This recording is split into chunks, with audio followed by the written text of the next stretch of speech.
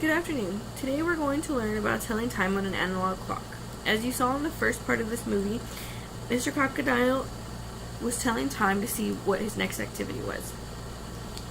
I wanted to show you on my clock how we're going to learn how to tell time. Okay? Here's my clock. This long, skinny hand is the second hand. It counts each second of the minute. This knife right here is the minute hand. It's counting the minutes of each hour. The fork right here is the hour hand. It's keeping track of the hour we're on. Okay?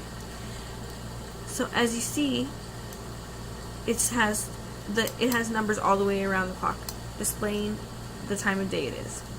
It starts from 12, 1, 2, 3, 4, 5, 6, 7, 8, 9, 10, 11, and 12. The second hand goes all the way around. Well, there's these notches. You see the notches? Each notch either represents a second, a minute, or within the hour, depending on which hand you're looking at. So, the second hand right here is counting the seconds. Every time it hits another notch, it represents 1 second. So when we get to 12, we're going to count how many seconds, how many notches there are, or how many seconds. There should be 60, so we're going to count together, okay? This is where it starts from. 1, 2, 3, 4, 5, 6, 7, 8, 9, 10, 11, 12, 13, 14, 15, 16, 17, 18, 19, 20, 21, 22, 23, 24, 25, 26, 27, 28, 29, 30, 31, 32, 33, 34, 35, 36, 37, 38, 39, and 40, 41, 42, 43, 44, 45, 46, 47, 48, 49, and 50, 51, 52, 53, 54, 55, 56, 57, 58, 59, and 60. Okay, so this second hand, this long skinny one, went all the way around, right? And every time it hit one of these notches, that equals a second. So when this long skinny one travels all the way around the clock and passes the 12, the knife hand, which is the minute hand, goes to another minute. Okay? So the second hand counts the seconds, the minute hand counts the minutes, and the hour's over here hanging out, keeping track of the hour. Okay? So I want you to look at the minute hand right here. It's about to hit this little notch right here, right? See how it's moving? Okay, now we're going to keep track of this minute hand. Okay, now look where it is. It's right here, right? Right above the 1. So when this second hand gets all the way around back to the 12, it's going to be right on the 1. Okay? I want you to just pay attention to that. So we're going to go over it again. The second hand counts the seconds. The minute hand, the knife right here, counts the minutes. And the hour hand is the fork. It's keeping track of the hour. Right? See how the second hand, it's already halfway through each notch. So it's almost made its full rotation around the clock. And the knife is almost completely over the 1, signifying 60 seconds has passed since the last time we looked at it, right? So when 60 seconds passed, it moved from this notch to this notch, right over the 1, representing 1 minute has passed.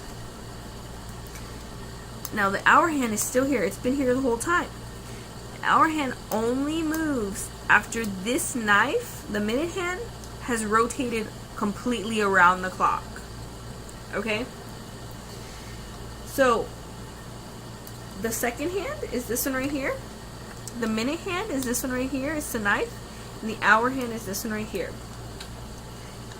I want to practice telling time right now. We're only going to do the hours, okay? Let's use this clock as an example. This clock right here. The second hand is counting the seconds. The minute hand is straight up to 12, and the hour hand is at 1 o'clock. This means it is 1 o'clock. Okay? If we move it again, see how the minute hand rotated all the way around the clock? It represents 2 o'clock.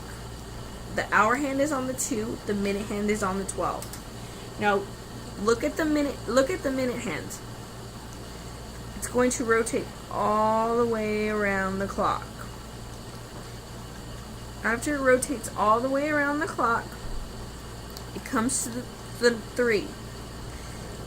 This represents 3 o'clock. The second hand it just continues keeping track of the seconds. The minute hand continues keeping track of the seconds or the minutes also, as long as I let it go. But I'm trying to show you each hour. Okay? So as the day goes on, the minute hand will keep going, the second hand will keep going, and the hour hand will keep going. When you read it, you should read it 4 o'clock.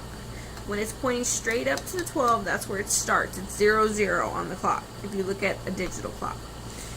The second hand continues going around the clock. The minute hand will go all the way around, making one full rotation. That signifies an hour. This is reading 5 o'clock.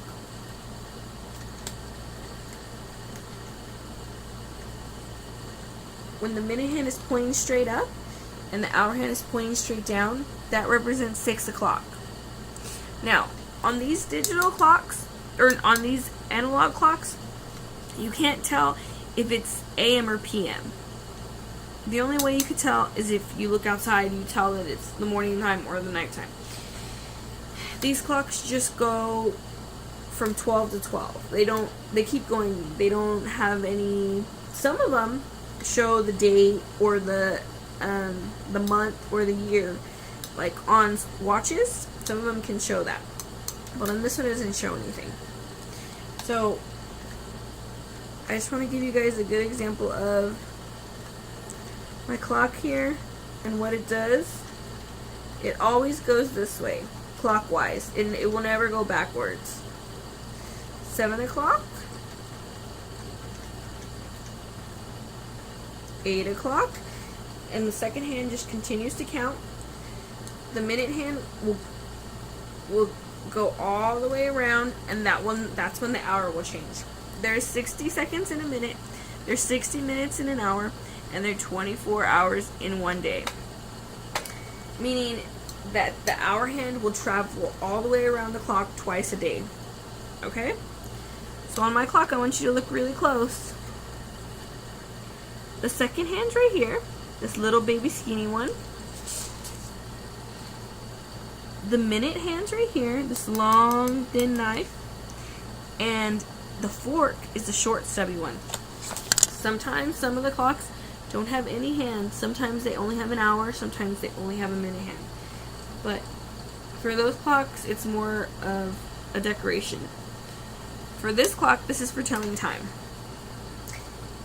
And if you have any questions, we'll talk about it in class. I just wanted to give y'all a quick review of telling time and how to use a clock properly.